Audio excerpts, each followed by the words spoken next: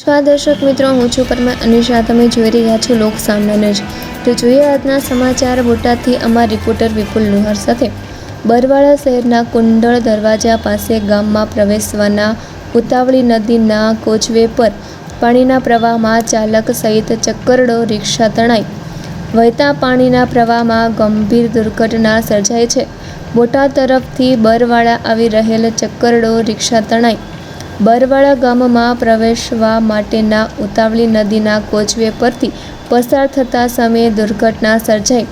હાલ પંથક સહિત ઉપરવાસમાં પડેલ ભારે વરસાદના કારણે ખાંભડા ડેમ અને ઉતાવળી નદીના પાણી કોચવે ઉપરથી પસાર થઈ રહ્યા છે. કોચવે પૂર પરથી વોર્નિંગ લેવલ ક્રોસ કરી 3 ફૂટ કરતાં વધારે ઉપરથી વહી રહ્યા છે પાણી. વહેતા પાણીના પ્રવાહમાં બેદરકારી દાખવી ચાલકે ચક્કરડો રિક્ષા અંદર ઉતારી કોચવે ક્રોસ કરવાનો નિષ્ફળ પ્રયાસ કરતા ચાલક વાહન સાથે તણાયો. ત્યારે ઉપસ્થિત પ્રત્યક્ષદર્શીઓએ જણાવ્યું કે પાણીનો પ્રવાહ વધુ હોવાથી ના પાડી હોવા છતાં પણ ચાલકે વાહન અંદર ઉતારતા દુર્ઘટના સર્જાઈ. હાલ તો ચક્કરડો રિક્ષામાં ચાલક સહિત અન્ય કોઈ સવાર હતા કે કેમ એની શોધખોળ ચાલી છે. ચક્કરડો રિક્ષા અને તેના ચાલકની શોધખોળ ઉતાવળી નદીના વહેતા પાણીના પ્રવાહમાં કરાઈ રહી છે. ઘટનાની જાણ થતાં આસપાસના લોકો મોટી સંખ્યામાં એકત્ર થયા કોચવે પુલ પાસે. બરવાળા પોલીસ અને નગરપાલિકા સ્ટાફ ઘટના સ્થળે પહોંચી અને તપાસ હાથ ધરી છે.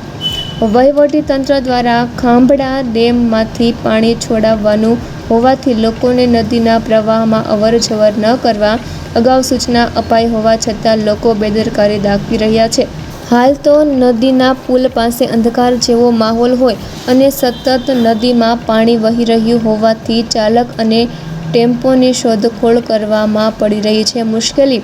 કનુભાઈ નારાયણભાઈ ચાવડા. અત્યારે રિક્ષા કરતા હોય છે, છકડો રિક્ષા. તમારી નજરે જો. હા. કઈ રીતે હોય?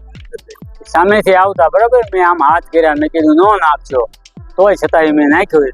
તો આ બોર્ડ છે ને, બોર્ડની આગળથી એ ટેમ્પો અને ચાલક બે અંદર પડ્યા. તમે જોયા? હા, મારે આમ તમે કહેતા હતા કેટલે જોયા? ત્યાંથી પડ્યા પછી સામે એક અવાજ આવ્યો, તોય મેં અહીંયાથી એવું કીધું કે તમે નીકળી જજો એમ બને એટલું. બસ એટલું, બસ પછી કાંઈ ભાઈનો અવાજ કાંઈ. તો ફરી મળીશું એક નવા સમાચાર સાથે. ત્યાં સુધી જોતા રહો લોક સામના ન્યૂઝ.